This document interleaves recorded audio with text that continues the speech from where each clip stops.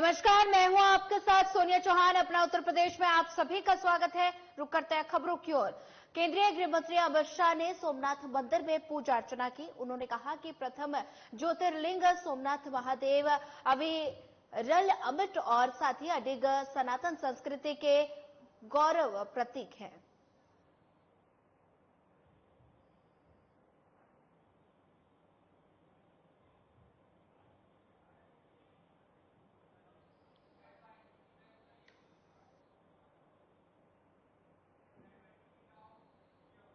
लोकसभा चुनाव 2024 के अंतिम चरण में गोरखपुर में मुख्यमंत्री योगी आदित्यनाथ मतदान केंद्र पहुंचे और अपना कीमती मतदान दिया। सीएम ने मतदान के बाद वहां मौजूद पत्रकार बंधुओं से भी खास बातचीत की। लोकतंत्र का महापर्व लोकसभा चुनाव 2024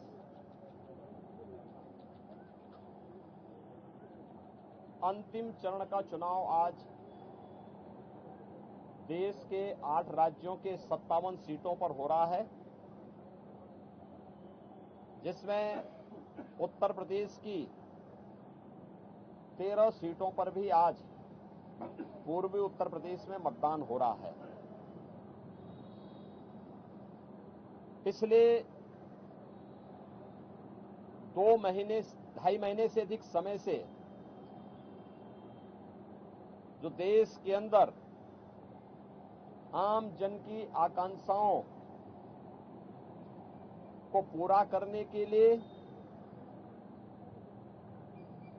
जनता जनार्दन की जो अपेक्षा थी, उसके अनुरूप विभिन्न राजनीतिक दलों ने जनता जनार्दन के सामने अपने अपने मुद्दे रखे, अपनी सरकारों के समय के कार्य और कारनामों को रखे। आज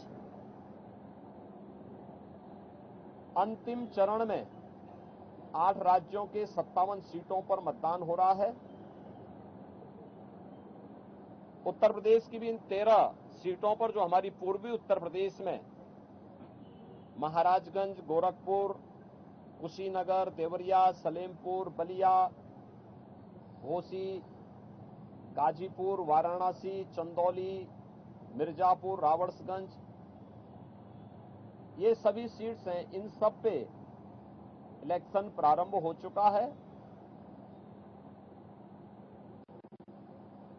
मौसम की विपरीत परिस्थितियों के बावजूद भी मतदाताओं ने जो उत्साह दिखाया है, मैं सबसे पहले उन सभी मतदाताओं के प्रति हृदय से आभार व्यक्त करता हूं, जिन्होंने लोकतंत्र के प्रति अपनी आस्था को व्यक्त करते हुए भीषण गर्मी में, टेम्परेचर इस समय 50 डिग्री के आसपास जा रहा है, जो संभवतः कई वर्षों के बाद और कई दशकों के बाद इस प्रकार की स्थिति हम सबको देखने को मिल रही है। लेकिन इस सब के बावजूद भी जनता का उत्साह कम नहीं है, बल्कि वह और भी मजबूती के साथ देश के अंदर नई सरकार गठन करने के लिए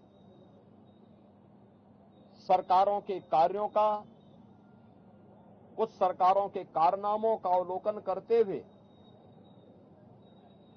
आज उसका मूल्यांकन कर रही है और उसके अनुसार मतदान भी कर रही है। हमारा मानना है कि देश के अंदर जो समर्थन प्राप्त हो रहा है, उसको ध्यान में रखते हुए हम कह सकते हैं कि 4 जून को जब जनता जनार्दन का फैसला आएगा,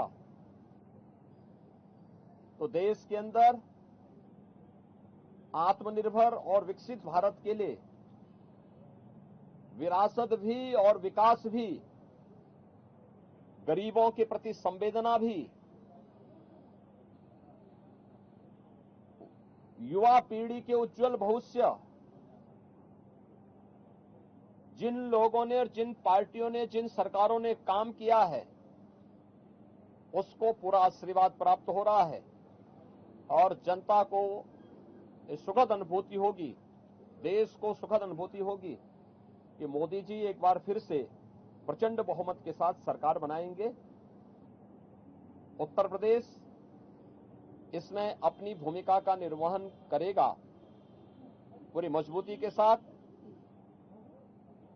10 वर्ष में बदलते हुए भारत को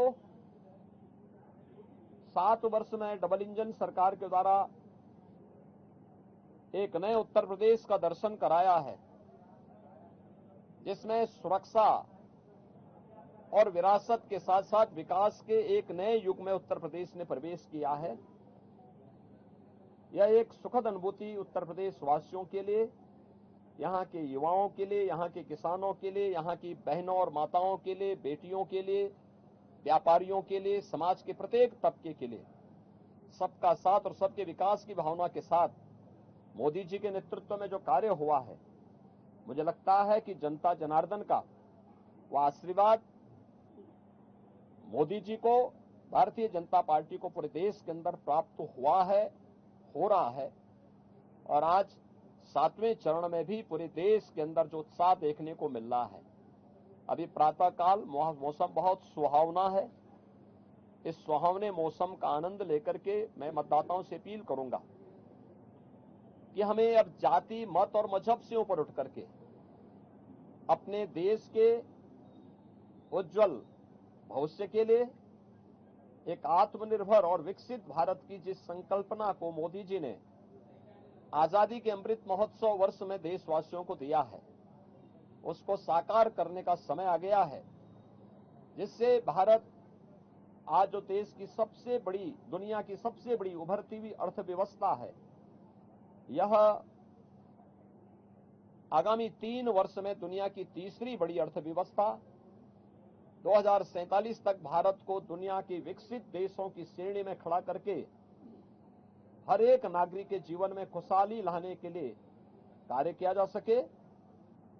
जनता जनार्दन का आशीर्वाद इस दृष्टि आज भारतीय जनता पार्टी को प्राप्त हो रहा है और हमें पूरा विश्वास है कि 4 जून को फिर एक बार मोदी सरकार प्रचंड बहुमत के साथ आकर के आत्मनिर्भर विकसित भारत की संकल्पना को साकार करने का कार्य करेगी। देखिए, प्रधानमंत्री जी ने अपने 2.5-3 महीने के व्यस्त दिनचर्या में से कुछ समय, यद्यपि उनका पूरा जीवन भारत माता के लिए समर्पित है, बिना रुके, बिना डिगे, बिना झुके उन्होंने 10 वर्षों से भारत की सेवा की है और देश के हित को सर्वोपरि मानते हुए दुनिया के अंदर भारत का सम्मान बढ़ाया है। मोदी जी की यह आराधना एक आध्यात्मिक आराधना, राष्ट्र आराधना है। भारत माता के इस चरणों में वह एक आराधना है जो राष्ट्र को समर्पित है, भारत की 140 करोड़ जनता की, जनार्दन की सेवा के लिए, उनके उज्जवल भविष्य के लिए समर्पित है। और ये भारत की परंपरा है। जो लोग भोग में लिप्त हैं, भ्रष्टाचार में लिप्त हैं, अनाचार दुराचार में लिप्त हैं, वे लोग आध्यात्मिक आराधना के महत्व को नहीं समझ सकते। आध्यात्मिक आराधना को समझने के लिए भारत और भारत जैसा मन चाहिए। भारत की सनातन मूल्यों और आदर्शों के प्रति निष्ठा का भाव चाहिए। जिनके मन में भारत के प्रति आस्था का भाव नहीं है, भारत के सनातन मूल्यों और आदर्शों की ध्वजियां उड़ाना जिन्होंने अपने जीवन का उद्देश्य समझ लिया था और जिनके कारनामों से जनता उनको बार बार ठुकराई है, वे लोग मोदी जी के इस ध्यान साधना और इस राष्ट्र आराधना का मखौल भले ही उड़ा सकते हैं, लेकिन जनता जनार्दन अपने नेता के समर्थन में और उनके पूरे कार्यक्रमों के साथ पूरे समर्पित भाव के साथ जुड़ी हुई है। और जनता जनार्दन का पूरा आशीर्वाद, पूरा स्नेह मोदी जी के साथ में है। और हम विश्वास के साथ कह सकते हैं कि यह मोदी जी की ध्यान साधना का कार्यक्रम भी राष्ट्र आराधना का हिस्सा है और इसका लाभ भी देश को प्राप्त होगा। महिलाओं ने ज्यादा मतदान किया महाराष्ट्र, उत्तर प्रदेश में खासतौर पर, बावजूद इससे भी कुछ मतदान कम भी हुआ। देखिए, एक तो गर्मी बहुत ज्यादा है, टेम्परेचर आप में से आप भी जानते हैं कि 50 डिग्री 48 डिग्री का टेम्परेचर कभी हम लोगों ने नहीं देखा, लेकिन है प्रकृति परीक्षा ले रही है और प्रकृति की इस परीक्षा में हम सबको खरा उतरना होगा। जनता जनार्दन को अपने आप को साबित करना होगा कि अग्नि परीक्षा के इस दौर में हम लोकतंत्र को और पुष्ट करेंगे, मजबूत करेंगे। और स्वाभाविक रूप से आधी आबादी नारी शक्ति वंदन अधिनियम देश की पहली संसद में मोदी जी ने पास किया। बेटी बचाओ बेटी पढ़ाओ और मातृवंदना योजना से लेकर के नारी शक्ति वंदन अधिनियम और बेटियों की सुरक्षा से लेकर के समृद्धि तक के जो कार्यक्रम चले हैं, आधी आबादी का पूरा आशीर्वाद मोदी जी के साथ में है। और हम विश्वास के साथ कह सकते हैं कि ये जो मत प्रतिशत आधी आबादी का, महिलाओं का खासतौर पर बढ़ा है, यह 100% मोदी जी के पक्ष में। लोकसभा चुनाव के आखिरी चरण को लेकर चैनल हेड ब्रिजमोहन सिंह रघुवंशी ने जानकारी दी। उन्होंने कहा कि सभी लोग अपने मत का प्रयोग अवश्य करें। और जैसा आपको पता है कि आखिरी आज 7वां चुनाव का आज दिन है और जिसको हम 7वां चरण कहते हैं, लेकिन साधारण भाषा में बोलूंगा कि आज आखिरी मतदान का दिन है जब इस देश में पहली बार वो सरकार चुनी जाएगी जो अब तक का इतिहास रचने जा रही है। मैं किसी पार्टी के पक्ष में नहीं बोल रहा हूं, लेकिन जो इस देश के लोगों ने जो पूरा एक जनमत दिया है और जिसमें आज 57 सीटें उस जनमत में एक बड़ी भूमिका अदा करने वाली है, उसके संदर्भ में आपके से 2 मिनट लूंगा और ये बताना चाहता हूं। आपको पता है कि इस बार के चुनाव में हमारे 2 महायोद्धाओं के अलावा जो दो हमारे महायोद्धा हैं, जिसमें मैं आदरणीय प्रधानमंत्री श्री नरेंद्र मोदी और दूसरे गृह मंत्री श्री अमित शाह जी को मैं गिनता हूं और ये देश भी गिनता हूं उनको। एक पत्रकार होने के नाते मैं बड़ी स्पष्ट रूप से मैं उनका नाम महायोद्धा के रूप में इसलिए लेना चाहता हूं क्योंकि उन लोगों ने ही सबसे बड़ी भूमिका कहीं ना कहीं इस पार्टी को और मजबूती से आगे बढ़ाने में जो निभाई है 2014 के बाद से। उसमें एक और बड़ा नाम है, हालांकि कार्यकर्ताओं की गिनती उसमें है, लेकिन योद्धाओं के नाम लेना आवश्यक होता है। और उसी क्रम में मैं तीसरा जो नाम लेना चाहता हूं वो ये है 2017 मार्च में जिन्होंने अपनी बागडोर उत्तर प्रदेश के मुखिया के रूप में ली थी और उनका नाम योगी आदित्यनाथ है। और वर्ष 2024 में जब वो इस बार तीसरे महायोद्धा के रूप में अपने आप को स्थापित कर चुके हैं, मैं आप सबको बताना चाहता हूं कि कुछ ऐसे चुनिंदा पत्रकार जो स्टूडियो पत्रकार जिन्हें हम कहते हैं, उन्होंने इस बात की भ्रांति फैलाई और इसमें कुछ नेताओं की भी गिनती हुई जिन्होंने ये बोला कि योगी आदित्यनाथ जी को 2024 के चुनाव के बाद हटा दिया जाएगा। सबसे पहले मैं आपको यह बता दूं, मैं गोरखपुर का रहने वाला हूं और जिस पीठ के पीठाधीश्वर हैं योगी आदित्यनाथ जी, वो उस पीठ के पद को जितने वर्षों से संभाल रहे हैं उतने वर्षों से कई लोगों ने सत्ता तक नहीं संभाली और वो सत्ता का केंद्र नहीं है, त्याग का केंद्र है। और मैं आपको बताते चलूं कि उस पीठ के शाखाएं पूरे विश्व में है, तो कोई पद और कोई प्रतिष्ठा या कोई सम्मान के भूखे नहीं है योगी आदित्यनाथ। और मैं यहां पे उनकी कोई बात को आपके सामने नहीं रखने आया, लेकिन एक पत्रकार होने के नाते, क्योंकि ये 7वां चरण है और आखिरी चरण है और यहां गोरखपुर और बनारस 2 जगह पे जो दोनों ये जो 2 कॉन्स्टिट्यूएंसीज हैं, एक प्रधानमंत्री श्री नरेंद्र मोदी जी की है और दूसरी योगी आदित्यनाथ जी की है। और खास तौर से वहां भी ये जबरदस्त तरीके से फैलाया गया है क्योंकि इस बार के चुनाव में वो इसको प्रभावित करना चाहते हैं। कोई तमाम ऐसे नेता हैं और ऐसे पत्रकार जिनको मैं स्टूडियो पत्रकार कहता हूं। मैं आपको बताना चाहता हूं कि वो पीठाधीश्वर सर्वप्रथम है, इसीलिए उन्हें योगी आदित्यनाथ कहा जाता है। और उन्हें हटाने या निकालने या बदलने की ये जो बातें हैं ना, ये कई वर्षों से चली आ रही है। तो जो ये स्टूडियो पत्रकार है, कृपया अब इस राजनीति को बंद कर दीजिए, क्योंकि आपका हमारा काम पॉजिटिव भी होना चाहिए, नेगेटिव हमेशा नहीं होना चाहिए। और आज ऐसे ही पत्रकारों के लिए और खास तौर से अपने दर्शकों को, और जो दर्शक हमारे आज मतदान करने वाले हैं पूरे देश में, क्योंकि तीसरे महायोद्धा जो हमारे योगी आदित्यनाथ जी हैं, उनकी जो भूमिका है, जो उनकी स्पष्टता है बोलने में, जो उनकी वाक्पटुता है, वो इतनी इस बार विशेष रूप से लोगों के मन में जो जगह बना चुकी है, वो मुझे लगता है शब्दों से मैं नहीं बता सकता हूं। वो मतदान होने पर आपको पता लगेगा 4 जून को। तो मैं ये स्पष्ट रूप से बताना चाहता हूं कि ना कोई बदलना चाहता है और ना कोई खुद किसी पार्टी और पद के लिए अपने को यहां स्थापित कर रहा है। और योगी आदित्यनाथ उत्तर प्रदेश के लोकप्रिय मुख्यमंत्री हैं और आने वाले समय पे जितना मैं एक पत्रकार के रूप में जानता हूं, जो मैं खुद गोरखपुर का रहने वाला हूं, लगातार इतने वर्षों से योगी आदित्यनाथ जी को मैं जानता हूं, मैं ये अपनी भूमिका पर यह बात कह सकता हूं, अपने मैं पूरी तरीके से ये स्पष्ट रूप से कह सकता हूं, जो मेरी पत्रकारिता है, जो 2002 से लेकर 2024 तक से लगातार मैं विधानसभा चुनाव को मैं कवर करता हूं, इतनी हल्की बातें कभी किसी ने नहीं की हैं।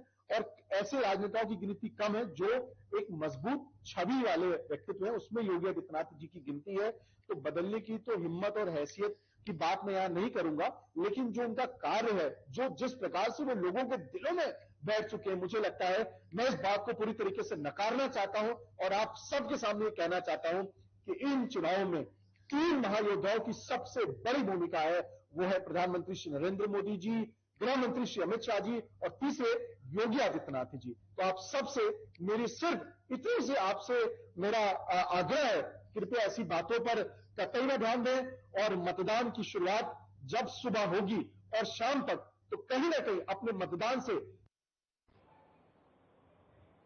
केंद्रीय गृह मंत्री अमित शाह ने सोमनाथ मंदिर में पूजा अर्चना की और साथ ही उन्होंने प्रथम ज्योतिर्लिंग सोमनाथ महादेव अविरल अमिट और अडिग सनातन संस्कृति के गौरव प्रतीक है और साथ ही ये हमें अनेक संघर्षों के बाद भी दृढ़ रहने की प्रेरणा देते हैं। बाबा सोमनाथ के दर्शन और पूजा अर्चना कर सभी के कल्याण और साथ ही भारत की निरंतर समृद्धि की कामना भी की।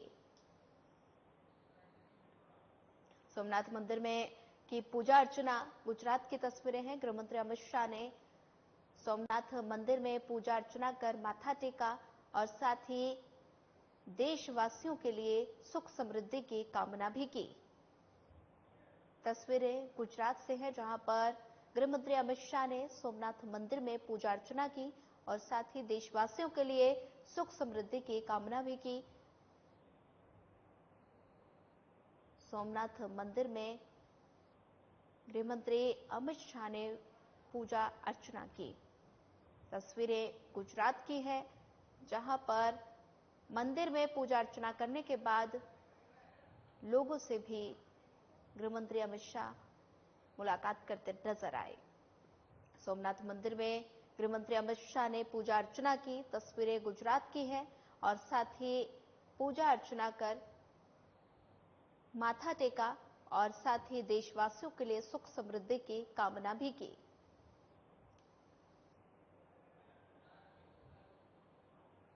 सोमनाथ मंदिर में गृहमंत्री अमित शाह ने पूजा अर्चना की।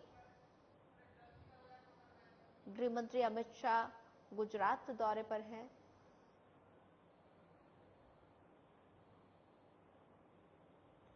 सोमनाथ मंदिर में पूजा अर्चना की।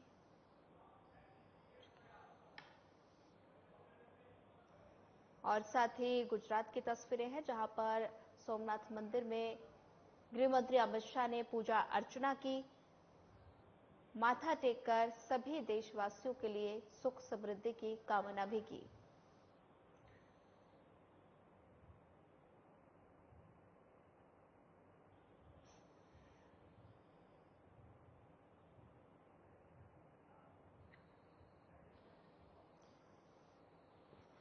गुजरात की तस्वीरें हैं, जहां पर गृहमंत्री अमित शाह ने पूजा अर्चना की, सोमनाथ मंदिर में माथा टेक देशवासियों के लिए सुख समृद्धि की कामना की और साथ ही लोगों से भी भेंट की।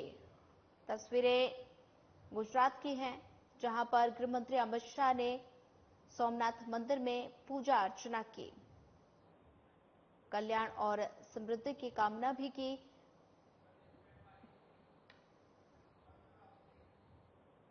यूपी के सीएम योगी आदित्यनाथ के सलाहकार अवनीश अवस्थी से हमारे चैनल हेड ब्रिजमोहन सिंह रघुवंशी ने खास बातचीत की। इस दौरान उन्होंने क्या कुछ कहा, आइए आपको सुनाते हैं। मुख्यमंत्री वो आए हैं, वो कृपया यहाँ पहुंचे। Sir thank you so much for coming over here, giving a special time over here. Sir please.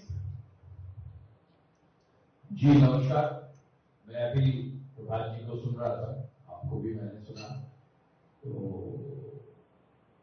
प्रदेश के बारे में, हमारे माननीय मुख्यमंत्री जी के बारे में, प्रदेश के विकास के बारे में, प्रदेश के लोगों में क्या चाह है, क्या हमारा प्रदेश कैसा दिखाई दे। और हम चूंकि पूरे देश के एक महत्वपूर्ण भाग हैं, तो हमारे प्रदेश से निश्चय ही पूरे देश में राजनीति सबसे ज्यादा एमपीज भी, तो निश्चय ही we are the most critical state. हमारे यहाँ सबसे ज्यादा चुनाव के चरण भी है, मैक्सिमम चरण भी है। और मैं भी एक वोटर हूँ और कल मुझे वोट देने जाना है, तो मैं तो केवल इतना ही बिंदु पर प्रारंभ करूंगा। और चूंकि मैं जिलों में जिलाधिकारी रहा हूँ, तो क्या इतनी जल्दी, इतना खूबसूरत, इतना इम्पैक्टफुल कोई प्रोजेक्ट होगा। आज अयोध्या के बारे में रोज चर्चा हो रही, राम मंदिर के बारे में रोज चर्चा हो रही।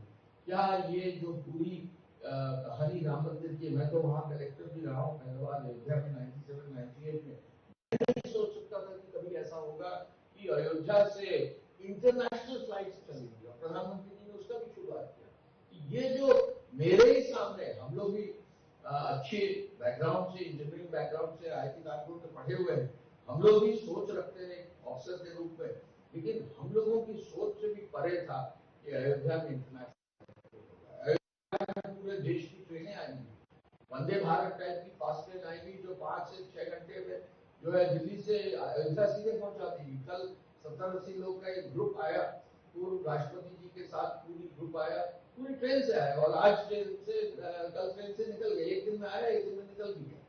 ये कभी सोचा नहीं जा सकता था। 2017 में जब मुख्यमंत्री जी आए तो वो खुद संत है, खुद जो है एक पीठ के अध्यक्ष है, पूरे राष्ट्रीय स्तर पर भी उस पीठ के जो है अध्यक्ष है। लेकिन उन्होंने एक चीज को कहा, बैठे कि आप लोग अपने प्रदेश का पोटेंशियल अचीव नहीं कर रहे, 1% भी पोटेंशियल नहीं अचीव कर रहे हैं, जितना अयोध्या, काशी, मथुरा, वृंदावन, आप विंध्याचल, आप बुद्धिस्ट पूरा सर्किट ले लें। तो ये सोच के बाद एक एक करके प्रोजेक्ट्स आगे बढ़े। अयोध्या में पहली बार जब दीपोत्सव हुआ, मुख्यमंत्री जी ने दिए जलाने का निर्देश दिया और दीपोत्सव का आयोजन हुआ उत्तर विभाग और वहां के प्रशासन से। मुझे याद है कि पूरा विश्व झुका और 650 चैनल ऐसे पूरे विश्व के जिन्होंने पहली बार कवर किया। और जब प्रधानमंत्री जी 2023 में अयोध्या में दीपोत्सव में गए, लाखों दिए जलाए गए, वर्ल्ड रिकॉर्ड स्थापित हुआ। मुझे नहीं लगता है कि कोई भी ऐसा व्यक्ति पूरे देश में या इवन विश्व में होगा जिसने दीपोत्सव देखा रहा होगा। और प्रधानमंत्री जी के सामने जो दृश्य था, इस दृश्य को अपने टीवी चैनल पर देखकर प्रभावित न हुआ। सर, आपने जो बात कही खासतौर से उसको हमारे दर्शक भी और हमारे जो लोग हमारे यहाँ बीच बैठे वो भी उसको अग्री करते हैं। मैं चाहूंगा कि कृपया एक माइक से हमारे 1-2 गेस्ट ऐसे बैठे जिनसे हम 1-2 प्रश्न लेंगे। खासतौर से मैं चाहूंगा कि हमारे ब्यूरो हेड इसमें लगभग 6-7 साल पहले मैं उनको लेकर गया था, तो मुझे वहां पे लगभग 8-9 घंटे मुझे लगे। मैं कानपुर के रास्ते से और इंडिया के रास्ते से मैं निकला। अभी मैं कुछ दिन पहले मैं पहुंचा, जब मैं जा रहा था तो मुझे किसी ने बताया कि आप बुंदेलखंड एक्सप्रेसवे से चाहिए। बिल्कुल। मेरी माता जी लगभग 74 वर्षों की है और वो मतलब मुझे इस बात का डर था कि बहुत झटके ना लगे, तो उन्होंने बोला नहीं आप ये नया बनाया, आप इससे चाहिए। Sir, it was I think less than 5 hours मैं झांसी पहुंच गया और झांसी से मात्र 30 किलोमीटर दूरी पे वो दतिया जो पीठ था वहां में गया और मैंने वापसी में भी मैंने वो रास्ता अपनाया। Sir, this has been done, but and I think मतलब मुझे ये लगा कि अभी आपने एक्सप्रेसवे की बात की, तो क्योंकि मैं एक्सप्रेसवे से जुड़ा रहा हूँ मुख्यमंत्री जी के साथ, 2017 से जितने भी एक्सप्रेसवेज हैं उन पर बहुत सारा कार्य हम लोगों ने किया है। मैं 2-3 चीजें बताना चाहूंगा। 2017 में जब माननीय मुख्यमंत्री जी आए तो पहली चीज तो उन्होंने ये कहा कि हमारे जो भी एक्सप्रेसवे निर्माणाधीन थे, हमारा आगरा लखनऊ एक्सप्रेसवे पूरा नहीं था, उसको पूरा करो, उसकी व्यवस्था पूरी अच्छे से बना के रखो। और फिर उन्होंने कहा कि पूर्वांचल एक्सप्रेसवे हमें बनाना है, क्योंकि पूर्वांचल के लिए विशेष रूप से कार्य हमें करना है। और मुझे बताने में खुशी है कि आदरणीय प्रधानमंत्री जी ने आजमगढ़ में। फिलहाल इस बुलेटिन में इतना ही। ज्यादा खबरों के लिए बने रहिए हमारे साथ। नमस्कार।